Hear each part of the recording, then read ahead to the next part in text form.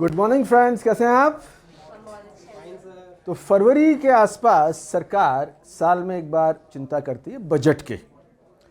सरकार और आम आदमी में फ़र्क ये होता है कि आम आदमी को तो हर महीने और कई बार तो हर हफ्ते और कई बार तो रोज़ चिंता करनी पड़ती है बजट की, लेकिन सरकार को सिर्फ साल में एक बार चिंता करनी पड़ती है बजट की। और 1 फरवरी को बजट पेश किया जाएगा।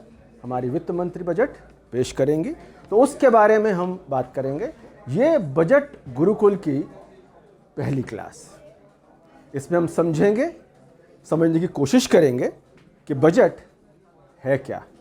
हालांकि आप बनाते रोज हैं, आप स्टूडेंट्स हैं, आपके फादर आपको अगर 2000 पर मंथ की पॉकेट मनी देते हैं तो कोशिश होनी चाहिए कि 2000 से कम खर्च करें। सरकार और आप में फ़र्क ये है कि सरकार इनकम से ज़्यादा खर्च करके भी इज्जत के साथ रह सकती है, मगर आप स्टूडेंट हैं, हम आम आदमी हैं। अगर हम खर्च इनकम से ज़्यादा करेंगे तो इज्जत के साथ नहीं रह सकते। सरकार को बहुत तरीके से रकम मिलती है और बहुत तरीके से खर्च करना पड़ता है। तो समझने की बात यह है कि 1 फरवरी को जो बजट पेश होगा वो अगले साल के लिए होगा, यानी 1 फरवरी 2023 को जो बजट पेश होगा वो 2023-24 के लिए होगा, यानी कि 1 अप्रैल 2023 से 31 मार्च 2024 के लिए जो बजट दस्तावेज पेश होगा उसके बारे में हम जानने और समझने की कोशिश करेंगे। सर हाँ शौर्य, बोलो। सर, कई बार ऐसा होता है हमारे पास खर्चे ज़्यादा होते हैं और पैसे इतने होते नहीं हैं। ओ भाई, तुम तो बहुत अच्छे बच्चों। कई बार होता है, मेरे साथ तो हर बार होता है। एप्पल फ़ोन खरीदने का खर्चा करने का मन है और चाइनीज़ फ़ोन खरीदने के पैसे हैं। भाई सबके साथ होता है, लेकिन हमारे और सरकार के बीच फ़र्क ये है कि सरकार अफोर्ड कर सकती है। कितना भी खर्च कर ले, खर्च ही करती जाए, कोई कमी नहीं होती। लेकिन अगर आप इनकम कम है और खर्चे ज़्यादा हैं, अपने फ्रेंड से मांगने निकलेंगे और लगातार मांगेंगे तो फ्रेंड्स या तो खुद भाग जाएंगे या आपको भगा देंगे। इन दोनों एक बड़ा वीडियो वायरल हो रहा है पाकिस्तान के प्राइम मिनिस्टर का, वो भी सरकार हैं। वो कह रहे हैं साहब कि मैं जिस देश में जाता हूँ जाते ही कहता हूँ कि मैं कुछ मांगने नहीं आया, मेरी मजबूरी है, मैं मांगने नहीं आया। दिक्कत वहाँ क्या है कि वहाँ सरकार आदमियों की तरह सोचती है और खर्च सरकार की तरह करती है। 1000 करोड़ खर्च करने हैं, कमाई 200 करोड़, तो एक ना एक दिन आपको दिवालिया होना ही है। वो आप पाकिस्तान के स्टाइल में हो या श्रीलंका की स्टाइल में हो, लेकिन इनकम थोड़ी ज़्यादा हो, खर्च थोड़ा कम हो, यही बजट का सही हिसाब किताब है। तभी तो बजट बनाते हैं कि भाई इनकम 100 करोड़ की है, खर्चे 80 करोड़ के हैं, कुछ पैसे बचा लिए हमने। इनकम 100 करोड़ की, खर्चे 130 करोड़ के, तो इसे हम बोलेंगे घाटे का बजट।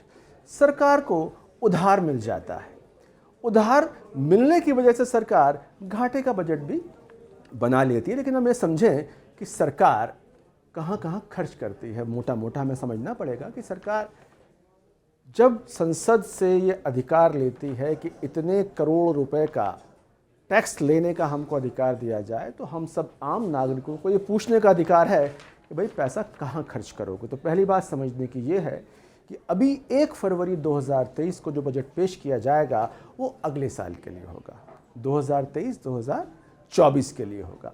अब सवाल है सरकार कहाँ खर्च करती है। सरकार को खर्च करना पड़ता है डिफेंस पे, सरहदों की रक्षा करनी है, टैंक चाहिए, मिसाइल चाहिए, पाकिस्तान को डराने के लिए बड़ा खेल चाहिए, राफेल चाहिए। पिछले साल सरकार ने 8% खर्चा डिफेंस पे किया था। सरकारें उधार लेती हैं, उधार कोई मुफ्त में नहीं देता। समझने की बात यह है कि इकोनॉमिक्स की बहुत फंडामेंटल बात समझ लेंगे तो ज़िंदगी आपकी बहुत अच्छी कटेगी कि मुफ्त में सिर्फ माँ का प्यार मिलता है, बाप का भी नहीं मिलता।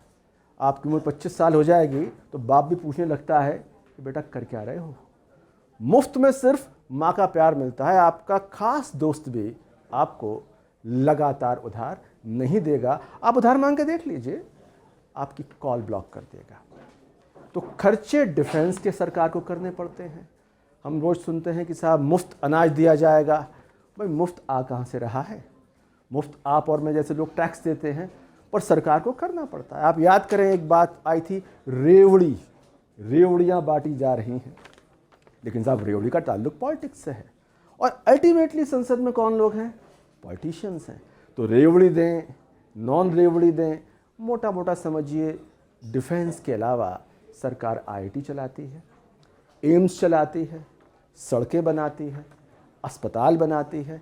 ये खर्चा सरकार आपके और मेरे जेब से वसूलती है।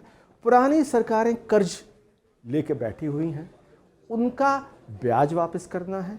पिछले साल के बजट में करीब 20% तो सिर्फ और सिर्फ पुराने कर्जों का ब्याज चुकाने में ही चला गया था। तो जो सरकारें इतना ज़्यादा कर्ज लेके बैठी हुई हैं कि उनकी सारी कमाई ब्याज में ही जा रही है, समझो वो सरकार फेल होने वाली है। इसे हम कर्ज का जाल बोलते हैं। पाकिस्तान सरकार, श्रीलंका सरकार, अभी हम उस सिचुएशन में नहीं हैं।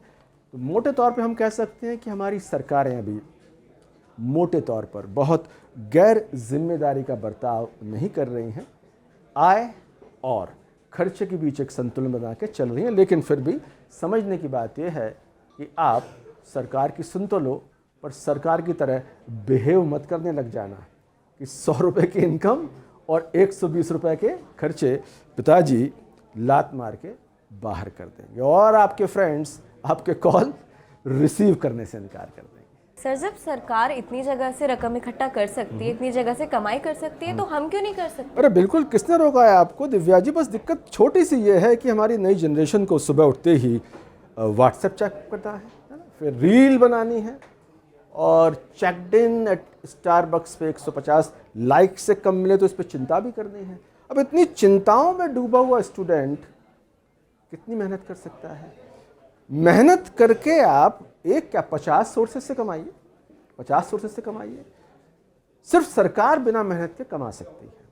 आपके पास बहुत सोर्सेज हैं, आप सुबह ट्यूशन कीजिए, शाम को ट्यूशन कीजिए, और अगर फिर भी आपको लगता है रात में भी कमाना है तो आजकल लगभग सारे ई कॉमर्स वाली वेबसाइट्स के लिए कुछ मोटरसाइकिल वाले लड़के लड़कियाँ चाहिए होते हैं। 15 से 1000 वहाँ सैलरी मिलती है और कुछ टिप बहुत अच्छा मिलता है वहाँ, लेकिन इसके लिए मेहनत चाहिए होती है। तो जो स्टूडेंट मेहनत करके कमा रहे हैं वो तो अभी बहुत अच्छा कमा रहे हैं, लेकिन सरकार होने का फ़ायदा ये है कि बिना मेहनत के उधार लेकर कमा सकते हैं। हमारे पास पुरानी कंपनियां हैं, उन्हें बेचकर कमा सकते हैं।